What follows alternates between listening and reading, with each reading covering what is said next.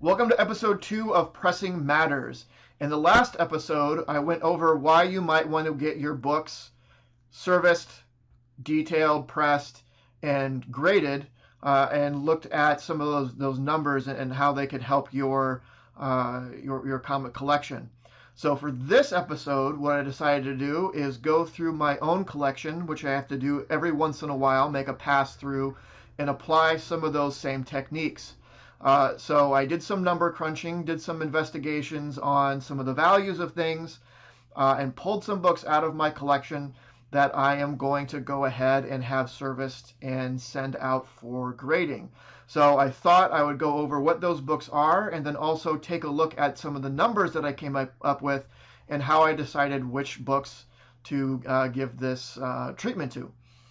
So I pulled out, I think, 7 or 8 books total. And again, you have to do this from time to time just by the way that the market fluctuates.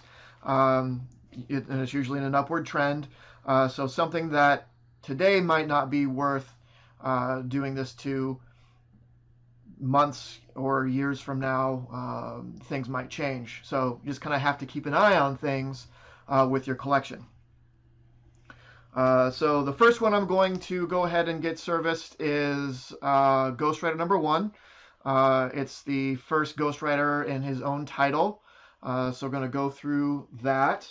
And again, after I go through this, we'll go ahead and look at the spreadsheet that I came up with and look at the numbers that I kind of crunched and see what sort of return on investment I might hope to get. The second book is my Marvel Spotlight #2. This is the first appearance of Werewolf by Night.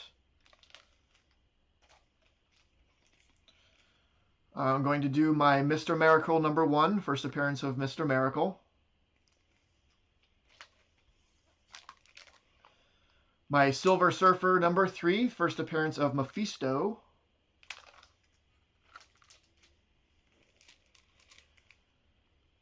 Special Marvel Edition #15, which is the first appearance of Shang-Chi.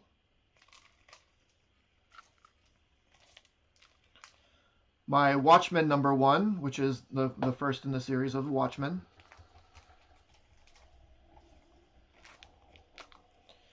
My X-Men #4, this is the first appearance of the Brotherhood of Evil Mutants, including Scarlet Witch, Quicksilver, Toad, and who else is in there?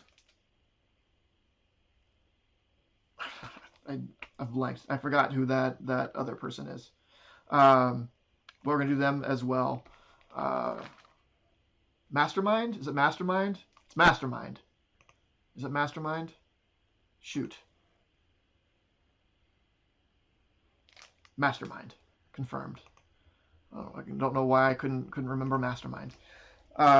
And lastly, my X-Men 10, which is the first Silver Age appearance of Kazar, and of course Zabu. When you get Kazar, you get Zabu. So those are the books that I'm going to work on and have graded.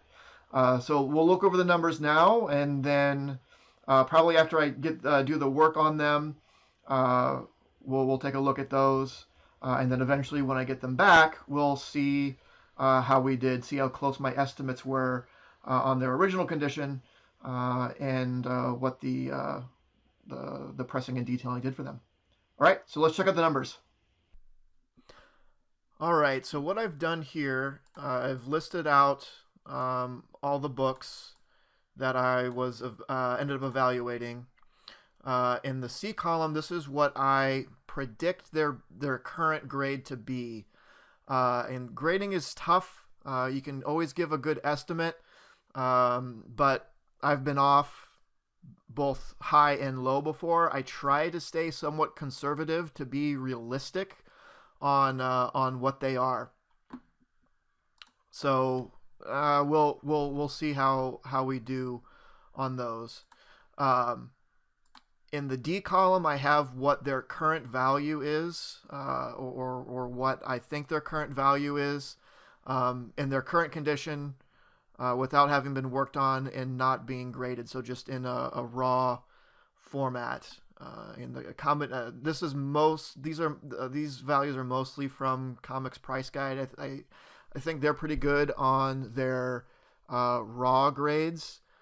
Their slab grades I have some issues with, but that's kind of where I put these at thereabout. And then in the next column, I put what I would expect the value to be if they were graded in their current condition. That is not having any work done to them. So if I just took them how they were, sent them in, and they got these grades, if those are correct, what the value would then be. There's some pretty good increases here. For example, the Uncanny X-Men 4, just by being graded, jumps a good about $400 or so. Same with Uncanny X-Men 10 has a little shy of 100% increase there. And then the next column's the +1 and +2. This is if I were to do work on it and it increased its grade slot by 1 or by 2. So that is if the Ghost Rider 1 was an 8.0 and then it went to an 8.5 or then to a 9.0. With the Watchmen, since it's already high, a +1 would be going from a 9.0 to a 9.2, then a 9.4. As we have the higher grades, they start increasing in smaller increments. So I just called it +1 and +2, and what I predicted those to be. And these values are from a number of sources, as I talked about in the previous episode. This includes Price Guides, a service that combines graded values and tries to average them out, and eBay as well. So these are kind of my best guesses of what the fair market value of those books are. And same here, same with the current graded. I did that as well. What my best guesses are for the value of those books in that graded format. So in the case of Ghost Rider 1, at an 8.0, 8.5, and 9.0. I didn't go to +3. Now it's possible that after having work done to them, like it could increase +3 or maybe even a +4 depending. But I like to stay conservative. So hopefully when they come back, I'm only pleasantly surprised. So these numbers might be a little bit low in the overall valuation, but that's just the way that I am. I try to be conservative on these types of things.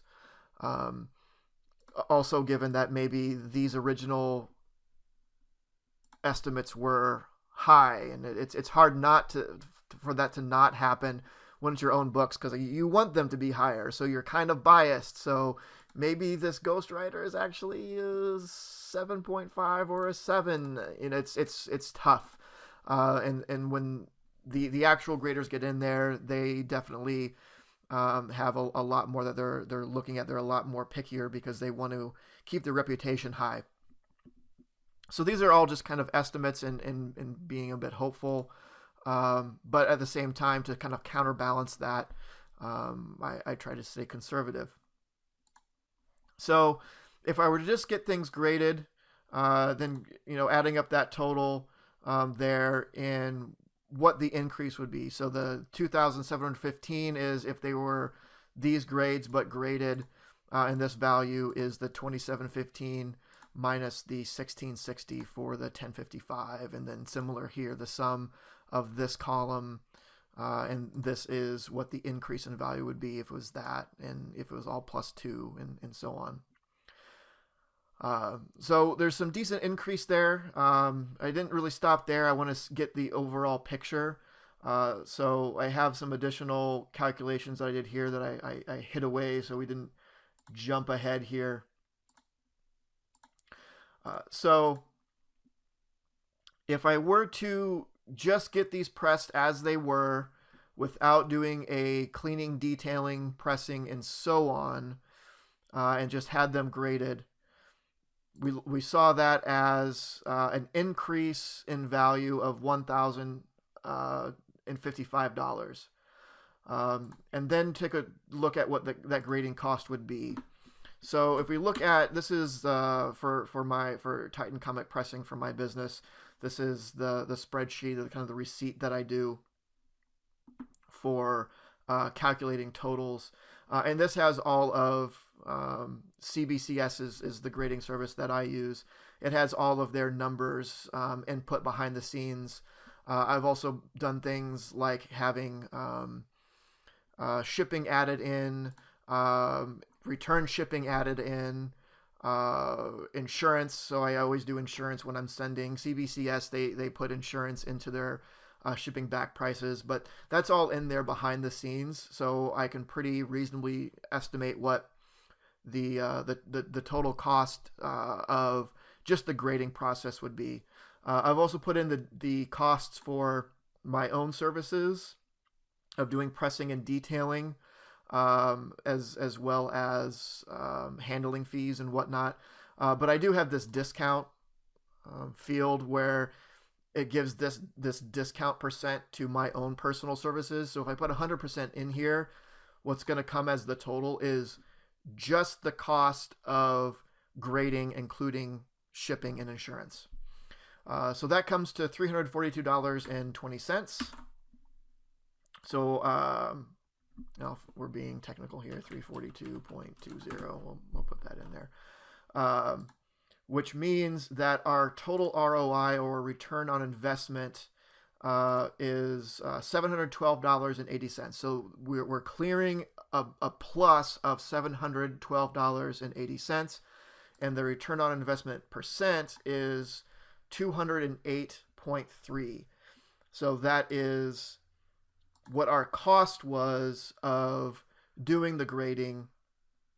We on that investment of $342.20, we got a 208.3% return on investment, which is good. It's over, 100% would be doubling our money. So this is or 200% is doubling our money. So this is it's a pretty good return on investment as far as investment goes. But that's without doing anything, just sending them in as is. I also crunched numbers for doing work. The way that I did this here is I took the average of those, assuming there's some sort of increase. Again, it could be better. I could get a +3 or a +4. And some of these +2s might be tough because there might be things in the book that sort of cap them at +1 or even current graded. So there's a little leeway to be had on both sides. So I just kept it at just taking the average of those as the increase with performing the actual cleaning, detailing, and pressing. Looking back at the cost of, again, this is just what I would charge, put that at 0%, no discount. So it is including the cost of all of the actual work done, and for doing the mailing into CBCS, I do have a bit of a handling fee. I'm taking some of the risk there, and this helps pay for like insurance and my own personal insurance and things like that. When I'm dealing with a customer, that brings the total of $572.20, which I've put in there. That gives the return on investment to be $1,297.80, which we hope to be higher because you're sending in better books. But most importantly is the return on investment percent is 226.81. So we'll say about 20% higher return on investment by having the book serviced. That 20% doesn't seem like a lot more, but remember, that's 20% more not on the 342, but 20% more on the 572.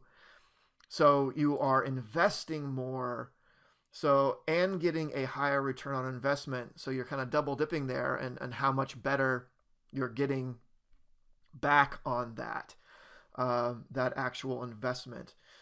So we always want to look at return on investment percent because that's the percent we're getting on what we put in the investment amount. So the 572 is our investment. We're getting 226% back on that investment. So not only is it a better number, but we're getting a better return on what we are actually investing into the process. So yes, you're paying more, but not only are you getting more, but it's a higher percent on what you're investing. So that's kind of the process I went through, and the numbers that I crunched to determine that these are the books that I want to work on and get graded. We'll see how it goes. I'll go through the process. I'll show some before and after pictures of the actual work done, and then probably another video, again, like I said before, after I send them off and get them back from being graded, and see how close I was on these initial gradings. If they come back at this or lower than that, can probably guess that I graded these too high, which, again, being biased, being your own books, you kind of want to lean that way, but we'll see. Anyway, that's it for the second episode of Pressing Matters. Let me know what you think. Are you excited to see these books back? Are these books that you have? Do you have them in similar or worse or better condition? How do you think that you do on having them graded and serviced or graded? Let me know in the comments, and don't forget to like and subscribe. We'll see you next time.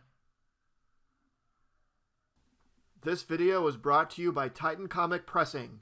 Follow us on Facebook and Instagram at Titan Comic Pressing LLC.